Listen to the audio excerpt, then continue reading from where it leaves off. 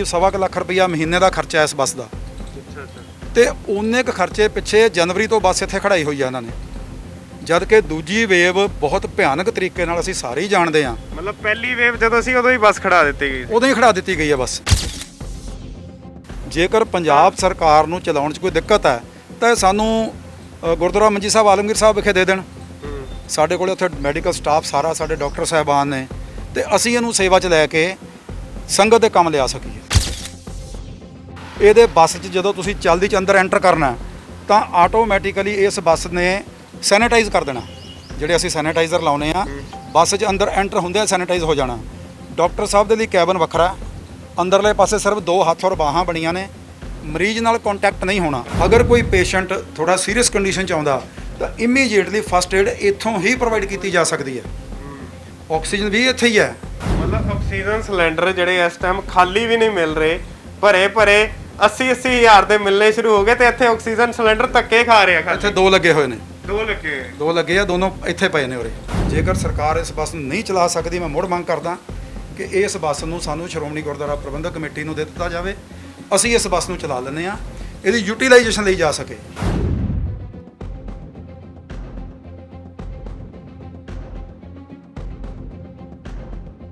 ਸਤਿ ਸ਼੍ਰੀ ਅਕਾਲ, daily post Punjabi ਦੇਖ ਰਹੇ ਹੋ ਤੁਸੀਂ ਤੇ ਮੈਂ ਹਾਂ ਕੁਵਰਜੋਤ ਸਿੰਘ। ਜਿਵੇਂ ਕਿ ਕਰੋਨਾ ਵਾਇਰਸ ਦੀ ਦੂਜੀ ਲਹਿਰ ਆ ਚੁੱਕੀ ਹੋਈ ਹੈ ਤੇ ਜਿਵੇਂ ਕਿ ਆਪ ਸਭ ਨੂੰ ਪਤਾ ਪੰਜਾਬ ਵਿੱਚ ਲਗਾਤਾਰ ਮਾਮਲੇ ਵੱਧਦੇ ਜਾ ਰਹੇ ਆ। ਪਰ ਪਿਛਲੇ ਸਾਲ ਦੀ ਗੱਲ ਕਰੀਏ, ਅੱਜ ਦੂਜੀ ਲਹਿਰ ਆਈ ਹੈ। ਪਹਿਲੀ ਲਹਿਰ 'ਚ ਆ ਇੱਕ ਹਰੀ ਬੱਸ ਤੁਸੀਂ ਅਕਸਰ ਦੇਖੀ ਹੋਊਗੀ, ਸਨ ਫਾਊਂਡੇਸ਼ਨ ਵੱਲੋਂ ਇਹ ਬੱਸ ਜੋ ਹੈ ਪੰਜਾਬ ਸਰਕਾਰ ਨੂੰ ਦਿੱਤੀ ਗਈ ਸੀ। ਉੱਪਰ ਪੰਜਾਬ ਸਰਕਾਰ ਦੇ ਪੋਸਟਰ ਵੀ ਲੱਗੇ ਹੋਏ ਆ।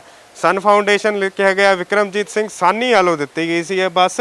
ਉਸ ਟਾਈਮ ਕਾਫੀ ਫੋਟੋਆਂ ਵਾਇਰਲ ਹੋਈਆਂ, ਕਾਫੀ ਪਾਸੇ ਕਹਿ ਸਕਦੇ ਆ ਫੋਟੋਆਂ ਵਾਇਰਲ ਹੋਈਆਂ। ਪੰਜਾਬ ਸਰਕਾਰ ਨੇ ਆਪਣੇ ਫੇਸਬੁੱਕ ਪੇਜ ਤੇ ਵੀ ਇਹ ਫੋਟੋਆਂ ਪਾਈਆਂ। ਪਰ ਅੱਜ ਤੁਹਾਨੂੰ ਦੱਸ ਦਈਏ ਵੀ ਇਹ ਬੱਸ ਕਬਾੜ ਬਣਨ ਜਾ ਰਹੀ ਹੈ।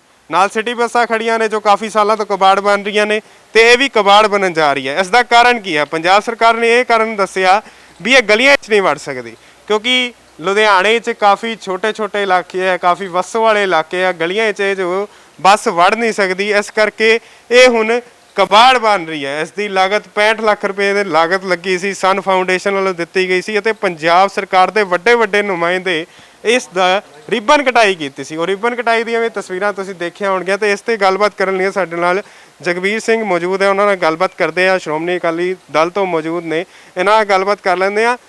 ਧੂਪ ਬੱਤੀ ਕਰ ਲਈ ਅੱਜ, ਕੀ ਗੱਲ ਹੋ ਗਈ? ਧੂਪ ਬੱਤੀ ਕਰਨ ਦੀ ਕੀ ਲੋੜ ਪੈ ਗਈ? ਸਭ ਤੋਂ ਪਹਿਲਾਂ ਸਤਿ ਸ਼੍ਰੀ ਅਕਾਲ ਜੀ ਸਾਰਿਆਂ ਨੂੰ। ਦੇਖੋ, ਜਿਹੜਾ ਆ ਕਰੋਨਾ ਦੀ ਦੂਜੀ ਵੇਵ ਆਈ ਹੈ, ਇਹ ਹਿੰਦੁਸਤਾਨ ਦੇ ਵਿੱਚ ਏਡੀ ਕੁ ਭਾਰੀ ਪਈ ਹੈ, ਕੁੱਲ ਦੁਨੀਆ ਦੇ ਵਿੱਚ ਸਾਡੇ ਪ੍ਰਤੀ ਚਿੰਤਾ ਹੈ। ਔਰ ਮੈਂ ਸਭ ਤੋਂ ਪਹਿਲਾਂ ਧੰਨਵਾਦ ਕਰਨਾ ਚਾਹੁੰਦਾ ਸਾਰੇ ਡਾਕਟਰ ਸਾਹਿਬਾਨ ਦਾ, ਨਰਸਿੰਗ ਸਟਾਫ ਦਾ, ਉਹਨਾਂ ਫਰੰਟ ਵਾਰੀਅਰਸ ਦਾ, ਜਿਹੜੇ ਇਲਾਜ ਵੀ ਕਰ ਰਹੇ ਨੇ, ਸੰਭਾਲ ਵੀ ਰਹੇ ਨੇ। ਤੇ ਖੁਦਾ ਨਾ ਖਾਸਤਾ ਜਿਹੜੇ ਕੋਈ ਸਾਡੇ ਸੱਜਣ ਇਸ ਦੁਨੀਆ ਤੋਂ ਕੂਚ ਕਰ ਜਾਂਦੇ ਆ, ਉਹਨਾਂ ਦੀਆਂ ਡੈੱਡ ਬੋਡੀਜ਼ ਨੂੰ ਵੀ ਸੰਭਾਲ ਰਹੇ ਆ। ਮੈਂ ਉਹਨਾਂ ਸਾਰਿਆਂ ਨੂੰ ਸਿਰ ਝੁਕਾ ਕੇ ਨਮਨ ਕਰਦਾ। ਬਹੁਤ ਵੱਡੀ ਸੇਵਾ ਸਾਰੇ ਆਪੋ ਆਪਣੇ ਥਾਈਂ ਕਰ ਰਹੇ ਆ। ਸ਼੍ਰੋਮਣੀ ਗੁਰਦੁਆਰਾ ਪ੍ਰਬੰਧਕ ਕਮੇਟੀ ਵੱਲੋਂ ਕਿਉਂਕਿ ਆਕਸੀਜਨ ਦੀ ਕਮੀ ਦੀ ਬੜੀ ਵੱਡੀ ਸ਼ਿਕਾਇਤ ਆਉਣੀ ਸ਼ੁਰੂ ਹੋਈ ਤੇ ਅਸੀਂ ਉੱਥੇ ਕਰੀਬ 50 ਬੈੱਡ ਲਾ ਕੇ ਆਲਮਗੀਰ ਮੰਜੀ ਸਾਹਿਬ ਗੁਰਦੁਆਰਾ ਸਾਹਿਬ ਵਿਖੇ ਸ਼ੁਰੂਆਤ ਕੀਤੀ। ਉਸ ਤੋਂ ਬਾਅਦ ਤਲਵੰਡੀ ਸਾਬੋ, ਭਲੱਥ ਤੇ ਬਾਕੀ ਹਲਕਿਆਂ ਵਿੱਚ ਵੀ ਕਰ ਰਹੇ ਹਾਂ। ਉੱਥੇ ਸਾਡੇ ਕੋਲ ਇੱਕ ਦਿੱਕਤ ਆਈ ਕਿਉਂਕਿ ਅਸੀਂ ਸਿਰਫ L1 ਔਰ L2 ਦੇ ਪੇਸ਼ੈਂਟਸ ਨੂੰ ਅਸੀਂ ਆਕਸੀਜਨ ਦੇ ਸਕਦੇ ਹਾਂ। ਲੇਕਿਨ ਮਰੀਜ਼ ਨੂੰ ਨਹੀਂ ਪਤਾ ਹੁੰਦਾ ਕਿ ਮੈਂ ਕਰੋਨਾ ਪੋਜ਼ਿਟਿਵ ਹਾਂ ਜਾਂ ਨਹੀਂ। ਤੇ ਕਈ ਵਾਰੀ ਉਹ ਕਹਿੰਦੇ ਆ ਕਿ ਅਸੀਂ ਡਿਸਪੈਂਸਰੀ 'ਚ ਗਏ ਸੀ ਜਾਂ ਉੱਥੇ ਗਏ ਸੀ, ਸਾਡਾ ਟੈਸਟ ਨਹੀਂ ਹੋ ਸਕਿਆ। ਪ੍ਰਾਈਵੇਟ ਟੈਸਟ ਮਹਿੰਗਾ ਹੈ। ਤੇ ਉੱਥੋਂ ਮੈਨੂੰ ਨੈੱਟ ਸਰਚ ਕਰਦਿਆਂ ਕੱਲ੍ਹ ਪਤਾ ਲੱਗੀ ਗੱਲ ਕਿ 8 ਅਗਸਤ ਨੂੰ ਪਿਛਲੇ ਸਾਲ ਪੰਜਾਬ ਦੇ ਮੁੱਖ ਮੰਤਰੀ ਕੈਪਟਨ ਅਮਰਿੰਦਰ ਸਿੰਘ ਨੇ ਇਸ ਬੱਸ ਨੂੰ ਝੰਡੀ ਦੇ ਕੇ ਰਵਾਨਾ ਕੀਤਾ। ਔਰ ਸਾਡੇ ਪੰਜਾਬ ਦੇ ਜਿਹੜੇ ਸਾਡੇ ਸਿਹਤ ਮੰਤਰੀ ਆ ਸਰਦਾਰ ਬਲਬੀਰ ਸਿੰਘ ਸਿੱਧੂ ਸਾਹਿਬ, ਉਹ ਪੂਰਾ ਅਮਲਾ ਫੈਲਾ ਲੈ ਕੇ ਇੱਥੇ ਲੁਧਿਆਣੇ ਦੇ ਹਵਾਲੇ ਬੱਸ ਕੀਤੀ ਗਈ। ਤੇ ਸਾਰਾ ਹੀ 4500 ਰੁਪਏ ਦਾ ਮਤਲਬ ਹੋਇਆ ਕਰੀਬ ₹1.25 ਲੱਖ ਮਹੀਨੇ ਦਾ ਖਰਚਾ ਇਸ ਬੱਸ ਦਾ। ਤੇ ਉਹਨੇ ਕੁ ਖਰਚੇ ਪਿੱਛੇ ਜਨਵਰੀ ਤੋਂ ਬੱਸ ਇੱਥੇ ਖੜਾਈ ਹੋਈ ਆ ਇਹਨਾਂ ਨੇ, ਜਦ ਕਿ ਦੂਜੀ ਵੇਵ ਬਹੁਤ ਭਿਆਨਕ ਤਰੀਕੇ ਨਾਲ ਅਸੀਂ ਸਾਰੇ ਹੀ ਜਾਣਦੇ ਹਾਂ। ਮਤਲਬ ਪਹਿਲੀ ਵੇਵ ਜਦੋਂ ਸੀ ਉਦੋਂ ਹੀ ਬੱਸ ਖੜਾ ਦਿੱਤੀ ਗਈ, ਉਦੋਂ ਹੀ ਖੜਾ ਦਿੱਤੀ ਗਈ ਹੈ ਬੱਸ। ਅਗਸਤ ਵਿੱਚ ਸ਼ੁਰੂ ਕੀਤੀ, ਦਸੰਬਰ ਜਨਵਰੀ ਵਿੱਚ ਬੱਸ ਇਹ ਖੜਾ ਦਿੱਤੀ ਗਈ। ਇਹਦੇ 'ਚ ਮੈਂ ਸਮਝਦਾ ਕਿ ਸਾਹਿਬ ਵਿਕਰਮਜੀਤ ਸਿੰਘ ਸਾਨੀ ਪਦਮ ਸ਼੍ਰੀ ਜੀ ਦਾ ਕਿੰਨਾ ਦਿਲ ਦੁਖਦਾ ਹੋਊਗਾ ਕਿ ਉਹਨਾਂ ਨੇ ਆਪਣਾ ਸਰਮਾਇਆ ਇੱਥੇ ਲਾਇਆ ਤੇ ਉਹ ਬਰਬਾਦ ਹੋ ਗਿਆ। ਲੋਕਾਂ ਦਾ ਦਸਵੰਧ ਹੈ, ਕਈ ਬਾਹਰੋਂ ਕਹਿ ਸਕਦੇ ਆ, ਕਈ ਲੋਕ ਕਮਾਉਂਦੇ ਕਿ ਪੰਜਾਬੀ ਕਮਾਉਂਦੇ ਆ, ਸਨ ਫਾਊਂਡੇਸ਼ਨ ਨੂੰ ਦਸਵੰਧ ਦਿੰਦੇ ਆ, ਦਸਵੰਧ ਉਹਨਾਂ ਦਾ ਇਹ ਹਾਲਾਤ ਹੋ ਰਹੇ ਨੇ। ਬਿਲਕੁਲ ਸਹੀ ਗੱਲ ਤੁਹਾਡੀ ਇਹ, ਲੇਕਿਨ ਉਹਦੇ ਨਾਲ ਕੀ ਆ ਕਿ ਅੱਜ ਲੋਕਾਂ ਦੀ ਲੋੜ ਹੈ। ਮੈਂ ਤਾਂ ਕੇਵਲ ਇਹ ਬੇਨਤੀ ਕਰਨ ਦੇ ਲਈ ਇੱਥੇ ਲੁਧਿਆਣਾ ਪ੍ਰਸ਼ਾਸਨ ਨੂੰ, ਡਿਪਟੀ ਕਮਿਸ਼ਨਰ ਸਾਹਿਬ ਨੂੰ ਔਰ ਪੰਜਾਬ ਦੇ ਮੁੱਖ ਮੰਤਰੀ ਨੂੰ ਇਹ ਬੇਨਤੀ ਕਰਨ ਦੇ ਲਈ ਇੱਥੇ ਆਇਆ। ਧੂਪ ਤਾਂ ਦਿਖਾਈ ਹੈ, ਸੈਨੀਟਾਈਜ਼ ਕੀਤਾ ਹੈ ਕਿ ਚਲੋ ਜੇ ਇਹਦੇ ਬਹਾਨੇ ਕੋਈ ਜਾਗ ਜਾਵੇ। ਅਸੀਂ ਕਿਸੇ ਨੂੰ ਵੀ ਧਿਆਉਂਦੇ ਹਾਂ, ਧੂਪ ਬੱਤੀ ਕਰਦੇ ਹਾਂ ਤਾਂ ਆਪਣੇ ਮਨ ਸਾਫ਼ ਨਾਲ ਅਰਦਾਸ ਕਰਦੇ ਹਾਂ। ਮੈਂ ਤਾਂ ਅਰਦਾਸ ਕੀਤੀ ਹੈ ਕਿ ਇਹ ਜਿਹੜੀ ਬੱਸ ਇਹਦੇ 'ਚ ਜੋ ਅੰਦਰ ਸਾਧਨ ਲੱਗੇ ਹੋਏ ਨੇ ਉਹਦੇ ਨਾਲ ਲੋਕਾਂ ਦੇ ਟੈਸਟ ਹੋ ਸਕਦੇ ਆ। ਜੇਕਰ ਪੰਜਾਬ ਸਰਕਾਰ ਨੂੰ ਚਲਾਉਣ 'ਚ ਕੋਈ ਦਿੱਕਤ ਹੈ ਤਾਂ ਇਹ ਸਾਨੂੰ ਗੁਰਦੁਆਰਾ ਮੰਜੀ ਸਾਹਿਬ ਆਲਮਗੀਰ ਸਾਹਿਬ ਵਿਖੇ ਦੇ ਦੇਣ। ਸਾਡੇ ਕੋਲ ਉੱਥੇ ਮੈਡੀਕਲ ਸਟਾਫ ਸਾਰਾ, ਸਾਡੇ ਡਾਕਟਰ ਸਾਹਿਬਾਨ ਨੇ, ਤੇ ਅਸੀਂ ਇਹਨੂੰ ਸੇਵਾ 'ਚ ਲੈ ਕੇ ਸੰਗਤ ਦੇ ਕੰਮ ਲਿਆ ਸਕੀਏ। ਸਾਧਨ ਦਿਖਾਓ, ਤੁਸੀਂ ਕਹਿ ਰਹੇ ਨਾ ਸਾਧਨ ਬੜੇ ਆ, ਸਾਧਨ ਇੱਕ ਵਾਰੀ ਦਿਖਾ। ਪਹਿਲਾਂ ਆਪਾਂ ਐਂਟਰੀ, ਡਾਕਟਰ ਐਂਟਰੀ ਦੇ ਦਿਖਾ ਦਿੰਦੇ ਆ, ਜਿੱਥੇ ਡਾਕਟਰ ਐਂਟਰੀ ਲਿਖਿਆ ਆ, ਉੱਪਰ ਸੈਨੀਟਾਈਜੇਸ਼ਨ ਵਾਸਤੇ ਪ੍ਰੋਪਰ ਬਣਾਇਆ ਆ। ਸੈਨੀਟਾਈਜੇਸ਼ਨ ਵਾਸਤੇ ਬਣਿਆ ਔਰ ਇਹਦੇ ਵਿੱਚ ਜਨਰੇਟਰ ਸੈੱਟ ਲੱਗਿਆ ਨਾਲ। ਅੱਛਾ। ਜਿਹੜਾ ਪਾਣੀ ਵੀ ਇਹਦੇ 'ਚ ਉਹ ਵੀ ਡਿਸਇਨਫੈਕਟ ਵਾਟਰ ਯੂਜ਼ ਕੀਤਾ ਜਾਣਾ। ਇਹਦੇ ਬੱਸ 'ਚ ਜਦੋਂ ਤੁਸੀਂ ਚਲਦੀ 'ਚ ਅੰਦਰ ਐਂਟਰ ਕਰਨਾ ਤਾਂ ਆਟੋਮੈਟਿਕਲੀ ਇਸ ਬੱਸ ਨੇ ਸੈਨੀਟਾਈਜ਼ ਕਰ ਦੇਣਾ। ਜਿਹੜੇ ਅਸੀਂ ਸੈਨੀਟਾਈਜ਼ਰ ਲਾਉਨੇ ਆ ਬੱਸ 'ਚ ਅੰਦਰ ਐਂਟਰ ਹੁੰਦੇ ਸੈਨੀਟਾਈਜ਼ ਹੋ ਜਾਣਾ। ਡਾਕਟਰ ਸਾਹਿਬ ਦੇ ਲਈ ਕੈਬਨ ਵੱਖਰਾ, ਅੰਦਰਲੇ ਪਾਸੇ ਸਿਰਫ 2 ਹੱਥ ਔਰ ਬਾਹਾਂ ਬਣੀਆਂ ਨੇ, ਮਰੀਜ਼ ਨਾਲ ਕੰਟੈਕਟ ਨਹੀਂ ਹੋਣਾ। ਆਓ ਆਪਾਂ ਦੇਖ ਵੀ ਲੈਂਦੇ ਹਾਂ, ਅੰਦਰ ਦੇਖ ਲੈਂਦੇ ਆਪਾਂ, ਉਹ ਵੀ ਨਾਲ ਦੇਖ ਲੈਂਦੇ ਕਿਸ ਹਿਸਾਬ ਦੀ ਬੱਸ ਬਣਾਈ ਗਈ ਹੈ।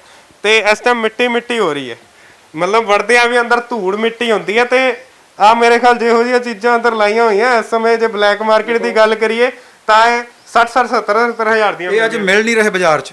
에ਅਰ ਪਿਉਰੀਫਾਇਰ ਨੇ, ਹੈਂਡ ਸੈਨੀਟਾਈਜ਼ਰ ਹੈ, ਏਸੀ ਹੈ, ਔਰ ਉਹ ਦੇਖੋ ਉਹ ਸਿਸਟਮ ਹੈ। ਡਾਕਟਰ ਪੇਸ਼ੈਂਟ ਇਧਰਲੇ ਪਾਸੇ ਬੈਠੇਗਾ, ਡਾਕਟਰ ਅੰਦਰੋਂ ਟੈਸਟ ਲੈਣਗੇ, ਨਾਲ ਹੀ ਰੈਪਿਡ ਟੈਸਟ ਕਰਕੇ ਉਹਦੀ ਰਿਪੋਰਟ ਬਾਹਰ ਆ ਜਾਊਗੀ। ਔਰ ਜਿਹੜੀ RT-PCR ਅਸੀਂ ਕਹਿੰਦੇ ਆ ਉਹ ਵੀ ਇਸ ਬੱਸ ਦੇ ਅੰਦਰ ਹੀ ਸਿਸਟਮ ਮੌਜੂਦ ਹੈ।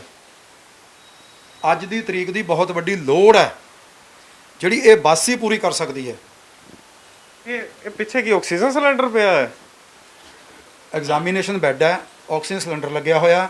ਅਗਰ ਕੋਈ ਪੇਸ਼ੈਂਟ ਥੋੜਾ ਸੀਰੀਅਸ ਕੰਡੀਸ਼ਨ 'ਚ ਆਉਂਦਾ ਤਾਂ ਇਮੀਡੀਏਟਲੀ ਫਸਟ ਏਡ ਇੱਥੋਂ ਹੀ ਪ੍ਰੋਵਾਈਡ ਕੀਤੀ ਜਾ ਸਕਦੀ ਹੈ। ਆਕਸੀਜਨ ਵੀ ਇੱਥੇ ਹੀ ਹੈ, ਨਾਲ ਐਗਜ਼ਾਮੀਨੇਸ਼ਨ ਬੈੱਡ ਵੀ ਆ, ਕਿਉਂਕਿ ਡਾਕਟਰੀ ਸਟਾਫ ਨੇ ਬੈਠਣਾ ਆ, ਫਿਰ ਬੈਠਣ ਦੇ ਲਈ ਪੂਰੀ ਹੈ। ਦੇਖੋ 2 ਮਰੀਜ਼ ਇੱਕ ਟਾਈਮ ਦੇ ਉੱਤੇ ਚੈੱਕ ਕੀਤੇ ਜਾ ਸਕਦੇ ਆ, 2 ਹੀ ਮਰੀਜ਼ ਇੱਕ ਟਾਈਮ ਦੇ ਉੱਤੇ ਡਾਕਟਰ ਉਹਦਾ ਟੈਸਟ ਕਰ ਸਕਦੇ ਆ। ਤੇ ਇਸ ਇੱਕ ਵੱਡੀ ਸਹੂਲਤ ਨੂੰ ਸਮਾਜ ਤੋਂ ਪਾਸੇ ਕਰਕੇ ਰੱਖਣਾ, ਜਿੱਥੇ ਸੁਸਾਇਟੀ ਨੂੰ ਲੋੜ ਹੈ, ਤੇ ਡਿਊਟੀ ਤਾਂ ਸਰਕਾਰਾਂ ਦੀ ਬਣਦੀ ਆ ਨਾ। ਅਸੀਂ ਤਾਂ ਕੇਵਲ ਜਗਾਉਣ ਲਈ ਆਏ ਹਾਂ, ਸਰਕਾਰ ਜਾਗ ਜਾਵੇ। ਜੇਕਰ ਸਰਕਾਰ ਇਸ ਬੱਸ ਨੂੰ ਨਹੀਂ ਚਲਾ ਸਕਦੀ, ਮੈਂ ਮੁੜ ਮੰਗ ਕਰਦਾ ਕਿ ਇਸ ਬੱਸ ਨੂੰ ਸਾਨੂੰ ਸ਼੍ਰੋਮਣੀ ਗੁਰਦੁਆਰਾ ਪ੍ਰਬੰਧਕ ਕਮੇਟੀ ਨੂੰ ਦੇ ਦਿੱਤਾ ਜਾਵੇ।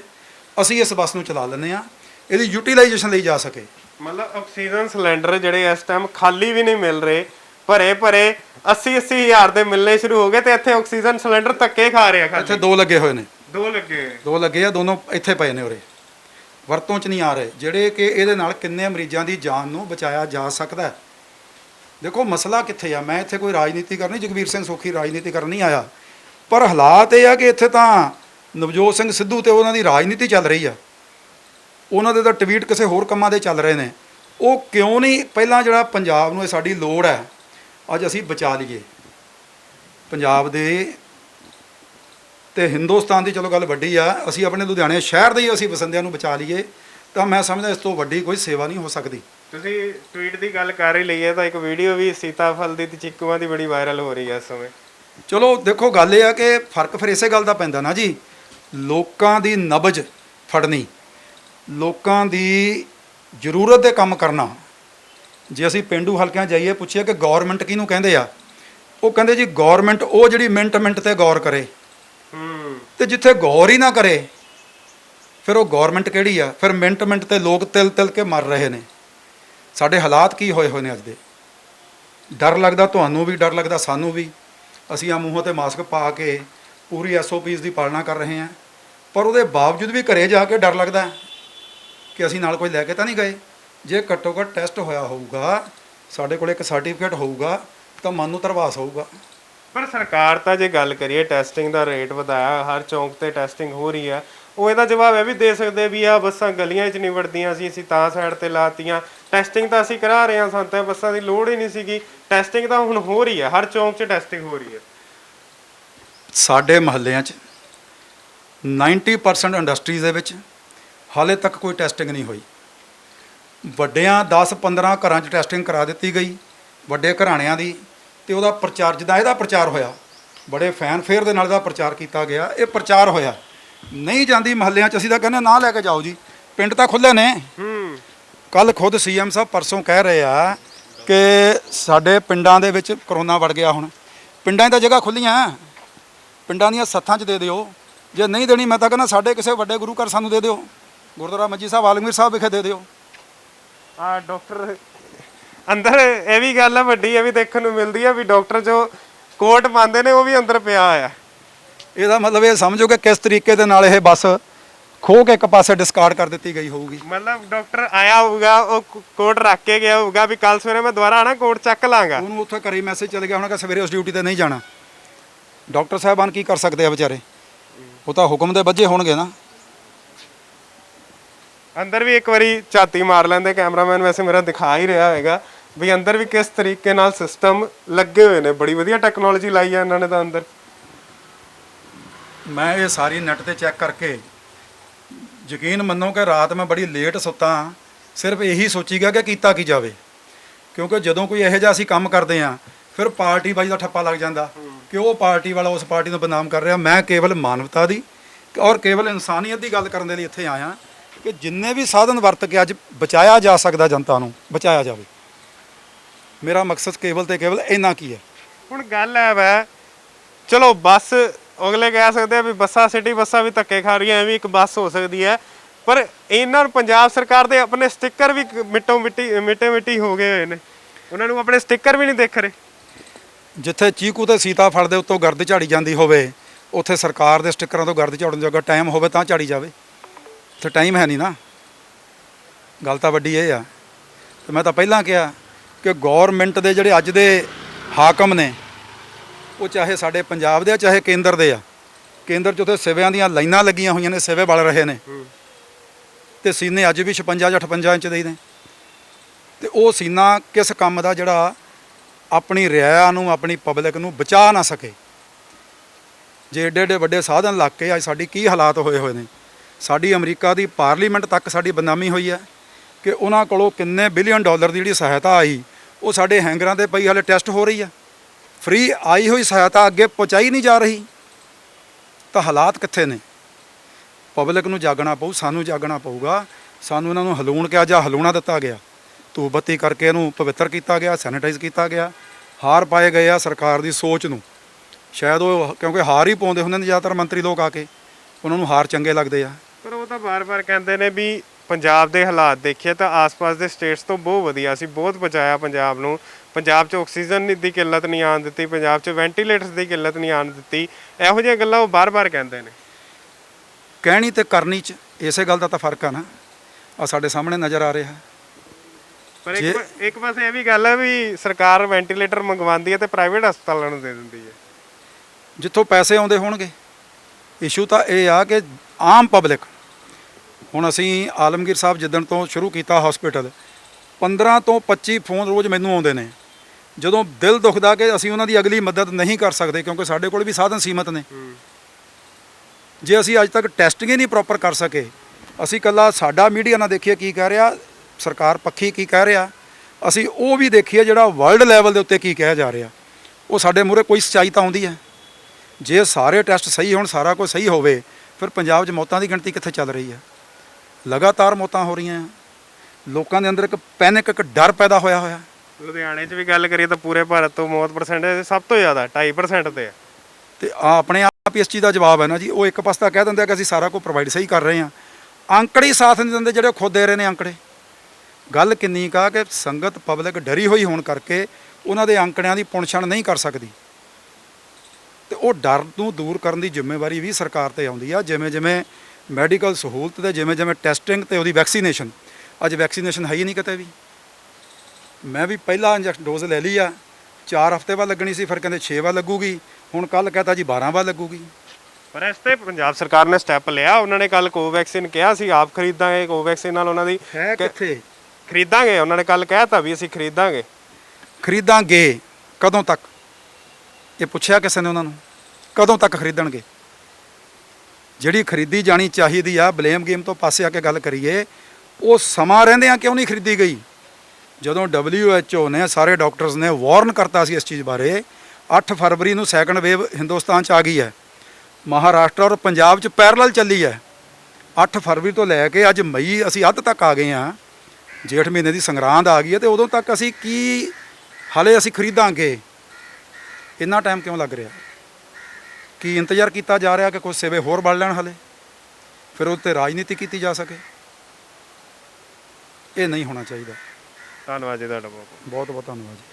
ਸੋ ਇਹ ਸਨ ਸਾਡੇ ਨਾਲ ਜਗਬੀਰ ਸਿੰਘ ਸੋਖੀ, ਤੇ ਤੁਸੀਂ ਤਸਵੀਰਾਂ ਦੇਖ ਹੀ ਲਈਆਂ ਹੋਣਗੀਆਂ ਵੀ ਸਿੱਧਾ ਕਿੱਦਾਂ ਜਿਹੜਾ ਸਨ ਫਾਊਂਡੇਸ਼ਨ ਵੱਲੋਂ ਦਿੱਤੀ ਜੋ ਐਂਬੂਲੈਂਸ ਹੈ। ਸਭ ਤੋਂ ਵੱਡੀ ਗੱਲ ਹੈ ਆਕਸੀਜਨ ਸਿਲੰਡਰ ਨਹੀਂ ਮਿਲ ਰਹੇ, ਪਰ ਅੰਦਰ 2-2 ਆਕਸੀਜਨ ਸਿਲੰਡਰ ਲੱਗੇ ਹੋਏ ਆ, ਤਾਂ ਵੀ ਕਿਸ ਤਰੀਕੇ ਨਾਲ ਕਬਾੜ ਬਣ ਚੁੱਕੀ ਹੋਈ ਹੈ, ਮਿੱਟੀ ਵਿੱਚ ਰੁਲ ਰਹੀ ਹੈ ਬੱਸ। ਸੋ ਇਹ ਸੀਗੀ ਅੱਜ ਦੀ ਖਬਰ। ਵਧੇਰੀ ਖਬਰਾਂ ਲਈ ਜੁੜੇ ਰਹੋ ਡੇਲੀ ਪੋਸਟ ਦੇ ਨਾਲ। ਕੈਮਰਾਮੈਨ ਦਰਸ਼ੀ ਦੇ ਨਾਲ ਕੁਵਰਜੋਤ ਸਿੰਘ ਦੀ ਰਿਪੋਰਟ।